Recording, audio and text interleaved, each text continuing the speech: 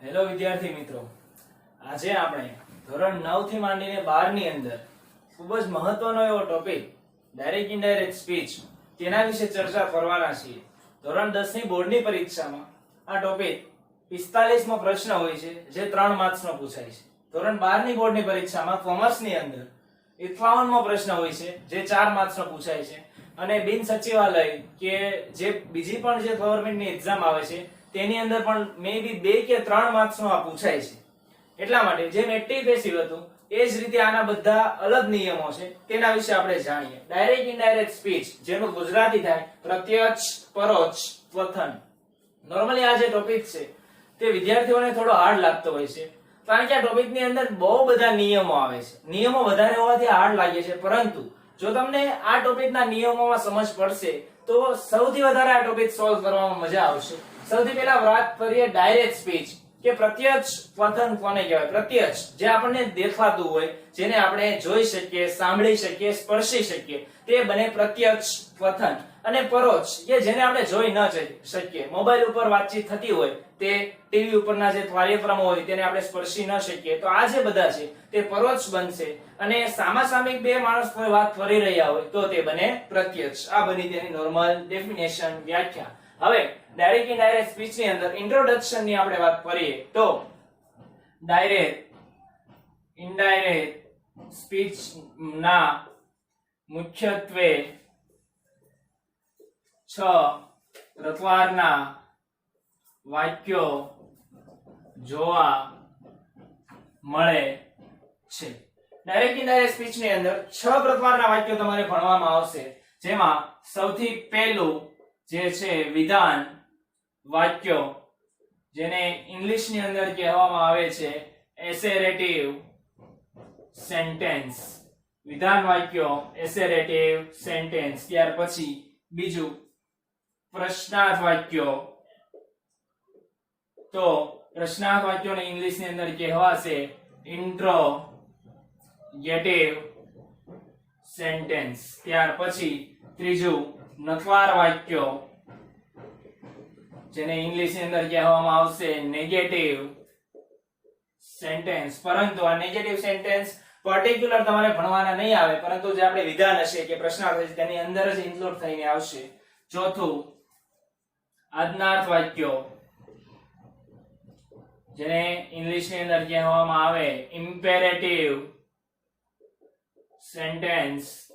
ત્યાર પછી ઉદ્વાર વાક્યો. તો ઉદ્વાર વાક્યોને મિત્રો કહેવામાં આવશે એક્સક્લેમેટરી સેન્ટેન્સ. અને લાસ્ટ જે છે તેને કહેવામાં આવશે શુભેચ્છા દર્શક વાક્યો, જેને કહેવાશે ઓપ્ટેટિવ સેન્ટેન્સ. આ 6 પ્રકારના વાક્યો છે. આમાં જે આજ્ઞાર્થ વાક્યો છે તેના 3 પ્રકાર પડશે: સાદા આજ્ઞાર્થ, લેટ વાળા વાક્યો અને લેટ્સ વાળા વાક્યો. અને પ્રશ્નાર્થ વાક્ય પણ 2 જાતના આવશે. એટલે ટોટલ 8 જેવા જે વાક્યો હશે તે તમારે ભણવામાં આવશે, પરંતુ નકાર વાક્યો પર્ટિક્યુલર આવશે નહીં, પરંતુ તે તેનો એક ભાગ ગણાય છે. હવે ડાયરેક્ટ ઇનડાયરેક્ટ સ્પીચ ના મુખ્ય 4 અવયવો છે તેના વિશે ચર્ચા. તો ડાયરેક્ટ ઇનડાયરેક્ટ સ્પીચ ના મુખ્ય 4 અવયવો છે. નંબર 1 જે છે તે ડાયરેક્ટ ઇનડાયરેક્ટ સ્પીચ ની અંદર બોલનાર, જેને ઇંગ્લિશ ની અંદર કહેવામાં આવે રિપોર્ટર, શોર્ટમાં કેપિટલ R. નંબર 2 સાંભળનાર, જેને ઇંગ્લિશ ની અંદર કહેવામાં આવે લિસનર, તો લિસનર જેને કહેવામાં આવે L. ત્યાર પછી નંબર 3 બોલનાર અને સાંભળનાર ને જોડતું ક્રિયાપદ. બોલનાર અને સાંભળનારને જોડતું ક્રિયાપદ, જેને કહેવાય રિપોર્ટિંગ વર્બ, જેને RV.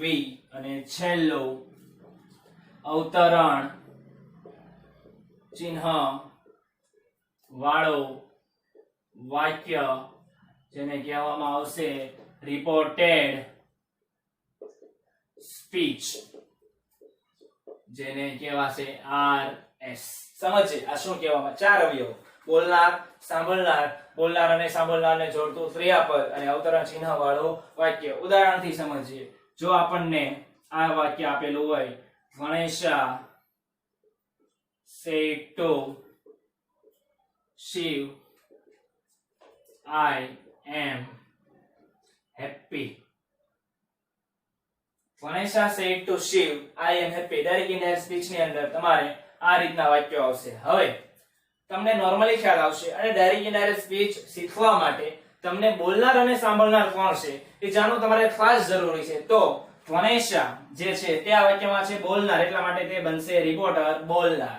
સાંભળનાર તો ગણેશા said to Shiva, તો આ વાક્યની અંદર સાંભળનાર બનશે શિવા, તો તે બનશે listener L. બોલનાર ગણેશા, સાંભળનાર શિવા, તે બંનેને જોડતું ક્રિયાપદ જે છે તે બનશે RV રિપોર્ટિંગ વર્બ, અને અવતરણ ચિહ્ન વાળું વાક્ય જે છે તે બનશે રિપોર્ટેડ સ્પીચ RS.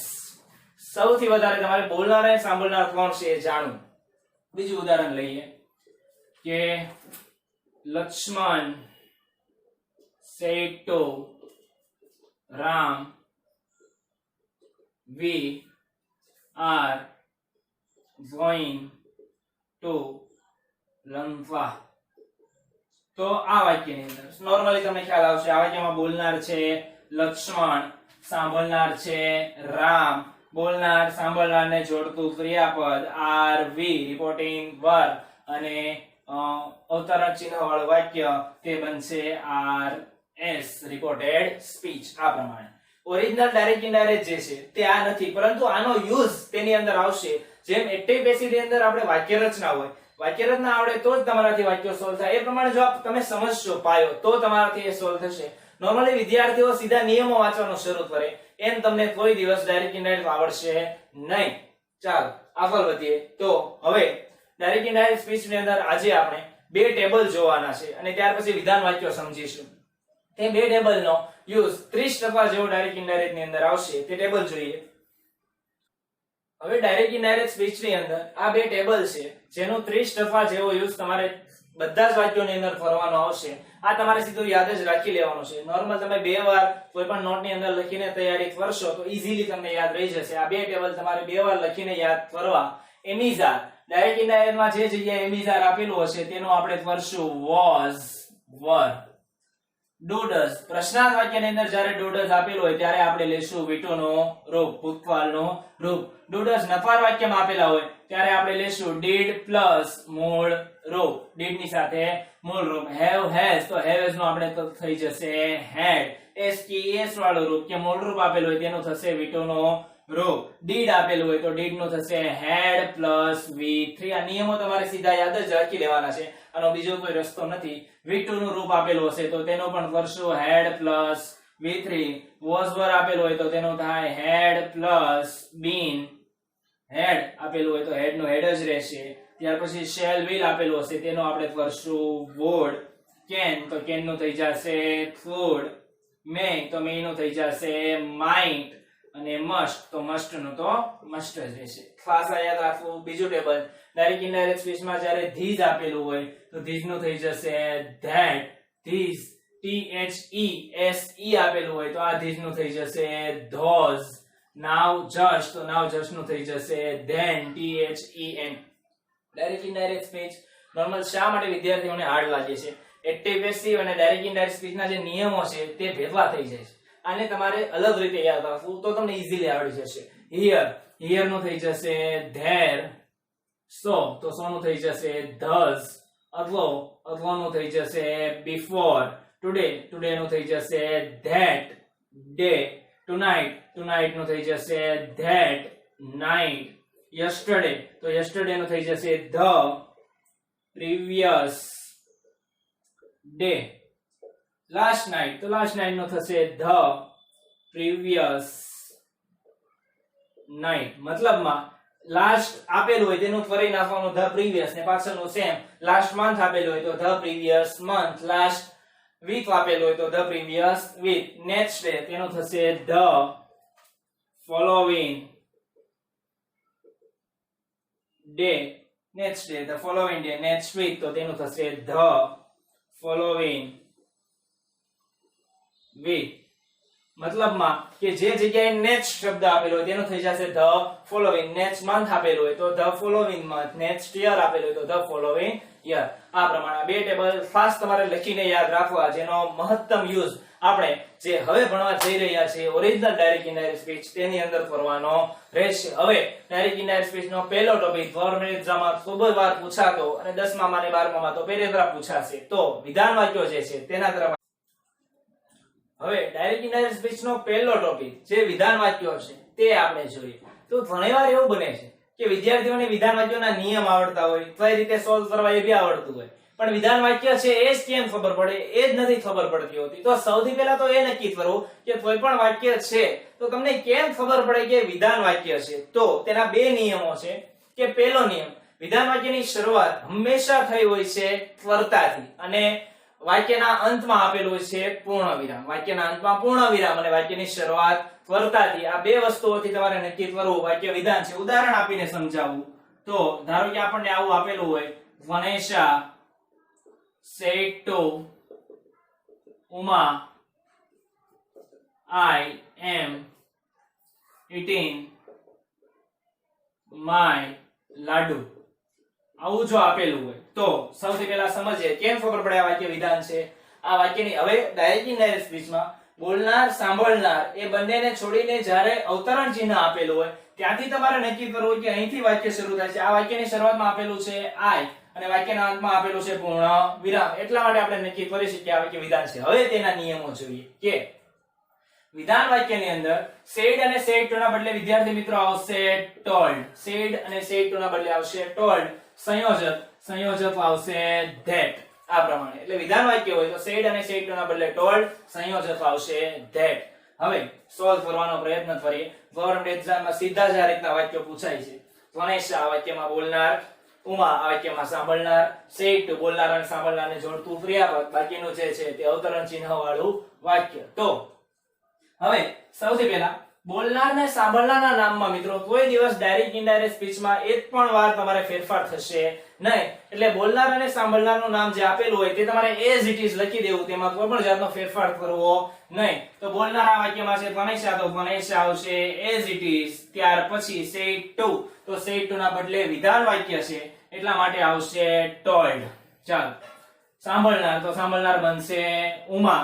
અને જે સંયોજક છે એ યાદ રાખવું, હંમેશા જે જગ્યાએ વાક્યની શરૂઆત થતી હોય અને અવતરણ ચિહ્નની શરૂઆત થતી હોય ત્યાં તમારે આવશે, જ્યાં સાંભળનારનું નામ પૂરું થતું હોય અહીંયા આવશે સંયોજક that. આ સાવ ઈઝી વસ્તુ છે અહીંયા સુધી, એટલે ખાસ પેલા એટલું સમજવું. બોલનાર as it is, said to ના બદલે વિધાન વાક્ય છે એટલા માટે told, સાંભળનાર ઉમા અને અહીંયા આવશે સંયોજક that. હવે ડાયરેક્ટ ઇનડાયરેક્ટ સ્પીચ નો સૌથી મહત્વનો નિયમ કે મોસ્ટ ઇમ્પોર્ટન્ટ નિયમ, કે આ નિયમ આધારે જ તમને ડાયરેક્ટ ઇનડાયરેક્ટ આવડશે કે I, me, my, mine અને myself નો ફેરફાર. આનો ફેરફાર મિત્રો તમારે કરવાનો બોલનાર પ્રમાણે. બોલનાર પ્રમાણે. બીજું you, your, yours અને your self નો ફેરફાર. આનો ફેરફાર મિત્રો તમારે કરવાનો સાંભળનાર પ્રમાણે. એટલે ખાસ યાદ રાખવું કે I, me, my, mine, myself નો ફેરફાર બોલનાર પ્રમાણે, you, your, yours ને yourself નો ફેરફાર સાંભળનાર પ્રમાણે. બીજી વાત હવે જોઈએ કે પુરુષ હોય અને સ્ત્રી હોય, કે જો વાક્યની શરૂઆત હોય અને પુરુષ હોય તો આવશે he અને સ્ત્રી હોય તો આવશે she. વાક્યની શરૂઆત હોય અને પુરુષ હોય તો he, સ્ત્રી હોય તો she. બીજી વાત કે વાક્યની વચ્ચે અથવા તો અંતમાં પુરુષ હોય તો આવતું હશે him અથવા તો આવતું હશે his અને સ્ત્રી હોય તો આવતું હશે her. આ પ્રમાણે મતલબમાં વાક્યની વચ્ચે અથવા અંતમાં him અથવા his અને અંતમાં આવતું હોય સ્ત્રી હોય તો આવતું હશે her. અંતમાં અને વચ્ચે શરૂઆત હોય તો he અને she. સમજો, ખાસ સમજો. પહેલા વાક્યમાં જો તમને સમજ પડી તો તમને ડાયરેક્ટ ઇનડાયરેક્ટ ઈઝી લાગશે, છેદ સુધી સમજ પડશે. એટલે ખાસ સમજવું કે અહીંયા આપેલું છે I, આપણે લખ્યું છે કે આઈ નો ફેરફાર આપણે કરવાનો બોલનાર પ્રમાણે. આ વાક્યમાં બોલનાર છે વણેશા. બીજી વાર સમજાવું. આઈ આપેલું છે, આપણે લખેલું છે આઈ નો ફેરફાર કરવાનો બોલનાર પ્રમાણે. આ વાક્યમાં બોલનાર છે વણેશા. વાક્યની શરૂઆત છે અને વણેશા નામ આવે પુરુષમાં, વાક્યની શરૂઆત હોય, આઈ વપરાણું છે વણેશા માટે, એટલા માટે આઈ નું થઈ જશે હી. પાછા સમજવું ફરીથી એકવાર. આઈ નો ફેરફાર થાય બોલનાર પ્રમાણે. બોલનાર વાક્યમાં છે વણેશા, જે પુરુષની અંદર આવે, વાક્યની શરૂઆત છે એટલા માટે આવશે હી. હવે એમિઝાર, તો ટેબલ નંબર 1 માં પહેલો જ નિયમ આપણે જોયો કે એમિઝાર નું થશે વોઝ વર, તો હી સાથે આપણે શું આવે વોઝ, તો અહીંયા આવશે વોઝ. ચાલો, 18 નું 18 વોઝ રહેશે માય. તો અહીંયા આપણે લખ્યું છે માય નો ફેરફાર થાય બોલનાર પ્રમાણે. માય બોલનાર વાક્યમાં છે વણેશા, તો માય નો ફેરફાર પણ થશે બોલનાર પ્રમાણે. વાક્યની વચ્ચે છે તે વસ્તુ યાદ રાખજો, માય હોય તો હીઝ આવતું હોય અને મી હોય તો હિમ આવતું હોય, એટલા માટે માય, તો માય નું થઈ જશે હીઝ. પુરુષ છે એટલા માટે વાક્યની વચ્ચે છે. લાડુ, તો લાડુ એઝ ઇટ ઇઝ આવશે આ પ્રમાણે. માઇટ બી પોસિબલ કે આ જ રીતનું વાક્ય ગવર્નમેન્ટ એક્ઝામ ની અંદર પણ પૂછાય જાય. એટલે બીજું વાક્ય જોઈએ. Uncle said to auntie, you are learning this subject. તો આ વાક્યની અંદર uncle saying to auntie you are learning this subject છે. સૌથી પહેલા કેમ ખબર પડે વાક્ય વિધાન છે? વાક્યની શરૂઆત થઈ યુ વર્તાથી, વાક્યના અંતમાં આપેલું છે પૂર્ણ વિરામ, એટલા માટે આ વાક્ય વિધાન છે નક્કી થયું. અહીંયા તો આપણે ટાઇટલ બી મારેલું છે વિધાન વાક્ય, એટલે બધા વાક્ય વિધાન જ હોવાના, પણ જ્યારે આજ્ઞાર્થ વાક્ય જોઈશું તો એમાં પણ પૂર્ણ વિરામ આવતું હશે, પરંતુ અહીંયા ક્રિયાપદથી શરૂઆત થતી હશે, એટલે ત્યારે તમે ના અટવાઈ જાવ, એટલા માટે આ પ્રમાણે ચાલવાનું. સૌથી પહેલા નક્કી થઈ ગયું આ વિધાન વાક્ય છે. હવે બોલનાર વાક્યમાં અંકલ, સાંભળનાર આંટી. તો you are learning this subject, તો સૌથી પહેલા બોલનાર અને સાંભળનારમાં કોઈ જાતનો ફેરફાર નહીં, તો અંકલ નું તો અંકલ સેડ ટુ, તો સેડ ટુ ના બદલે આવશે ટોલ્ડ. વિધાન વાક્ય છે એટલા માટે સેડ ટુ ના બદલે ટોલ્ડ. સાંભળનાર આંટી, આંટી પણ એઝ ઇટ ઇઝ. સંયોજક આવશે ધેટ. તો જે જગ્યાએ મેં તમને વાત કરી કે વાક્ય શરૂ થતું હોય, સાંભળનારનું નામ પૂરું થતું હોય, ત્યાં આવે સંયોજક ધેટ. હવે યુ ફરીથી સમજજો. યુ નો ફેરફાર થાય સાંભળનાર પ્રમાણે. આ વાક્યમાં સાંભળનાર છે આંટી, સ્ત્રી, અને સ્ત્રી હોય ને વાક્યની શરૂઆત હોય તો આવે શી, એટલા માટે અહીંયા આવશે શી. ચાલો, આર ફરીથી આપણે વાત કરીએ કે એમિઝાર નો થઈ જાય વોઝ વર. શી સાથે આપણે શું આવે વોઝ, એટલા માટે અહીંયા આવશે વોઝ લર્નિંગ ધીસ. તો ધીસ ટેબલ નંબર 2 માં આપણે જોયું ધીસ નો થઈ જાય ધેટ, એટલા માટે અહીંયા આવશે ધેટ અને સબ્જેક્ટ નો સબ્જેક્ટ. ચાલો, આ બે વાક્યો જોયા. બે વાક્યો પછી હવે વધારે વાક્યો જોઈએ. Number 3, Batuk said to Batki, we will solve this puzzle. તો સૌથી પહેલા કઈ રીતે ખબર પડે કે આ વાક્ય વિધાન છે? વાક્યની શરૂઆત વર્તા વી થી, વાક્યના અંતમાં આપેલું છે પૂર્ણ વિરામ. હવે બટુક બોલનાર, સાંભળનાર, બટકી સેડ ટુ, તો વિધાન વાક્ય છે એટલા માટે આવશે ટોલ્ડ. તો લખીએ સૌથી પહેલા બોલનાર બટુક, સેડ ટુ ના બદલે ટોલ્ડ, સાંભળનાર બટકી. હવે જે મેં તમને કીધું એમ કે સંયોજક વાક્ય શરૂ થતું હશે ત્યાં, એટલા માટે અહીંયા આવશે ધેટ. હવે વી, તો એ નિયમ 5 છેલ્લા જે નિયમો છે જોઈ લેજો. વી આપેલું હોય તો વી નું થઈ જશે ધેય. અસ આપેલું હોય તો અસ નું થઈ જશે ધેમ. અવર આપેલું હોય તો અવર નું થશે ધેર. અવર્સ આપેલું હોય તો અવર્સ નું થશે ધેર્સ. અને અવર સેલ્સ આપેલું હોય તો અવર સેલ્સ નું થશે ધેમ સેલ્સ. આ વચ્ચે વચ્ચે કોઈ જગ્યાએ આવશે તો યાદ રાખવું. વી નો થઈ જાય ડાયરેક્ટ ઇનડાયરેક્ટ સ્પીચ ની અંદર ધે. વિલ, તો ટેબલ નંબર 1 ના નિયમ પ્રમાણે વિલ નો થઈ જશે વુડ. સોલ્વ ધીસ, તો ધીસ નો થઈ જાય ધેટ. અને પઝલ નો પઝલ. આ પ્રમાણે ચાલો, અને એક વસ્તુ યાદ રાખવી, જ્યારે જવાબ બનાવો ત્યારે જે અવતરણ ચિહ્ન હોય, અલ્પવિરામ હોય, તે બધું દૂર કરવું. ચોથું વાક્ય જોઈએ. Hiren said to Parth, we were making YouTube videos. ચાલો, તો Hiren said to Parth, we were making YouTube videos. કઈ રીતે ખબર પડે? વાક્ય વિધાન છે, વાક્યની શરૂઆત વી, વાક્યના અંતમાં પૂર્ણ વિરામ, બોલનાર હિરેન, સાંભળનાર પાર્થ, એઝ ઇટ ઇઝ. તો હિરેન said to ની બદલે વિધાન વાક્ય છે એટલા માટે told, સાંભળનાર પાર્થ, સંયોજક આવશે that, વી. તો વી નું આપણે કીધું એમ થઈ જશે they. હવે were, તો તમે ટેબલ નંબર 1 માં જોશો તો was નું થઈ જશે had been, એટલા માટે અહીંયા આવશે had been making YouTube videos.